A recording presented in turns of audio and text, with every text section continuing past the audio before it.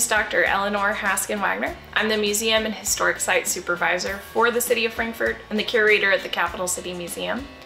I have with me today a brand label from Frankfort Distillery for their Swastika brand whiskey. And we know here that this symbol is one that is commonly associated with the Nazi movement in Germany for the World War II and pre-World War II era, and it's now definitely a very inflammatory symbol. However, this distillery and this brand of bourbon existed well before the rise of the Nazis. So the Frankfort Distillery was originally founded at the Forks of the Elkhorn in 1868, and this distillery was owned by the Baker brothers. For many years, they manufactured not only Swastika brand whiskey, but several other very popular brands. Interestingly, their distillery was one of the first ones that actually had a train line built out to it, a railroad line, for L&N Railroad.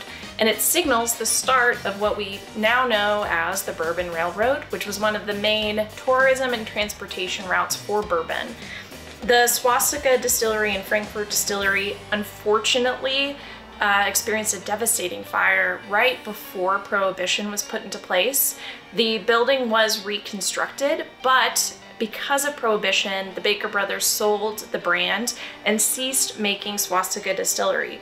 They sold it to K. Taylor Distillery, who we know for Old Grandad and other brands that are very famous. And if you're thinking Forks of the Elkhorn, Old Grandad, and the Jim Beam plant that is currently off of Georgetown Road, you are thinking of the right place. That distillery is the original Frankfort Distillery operation.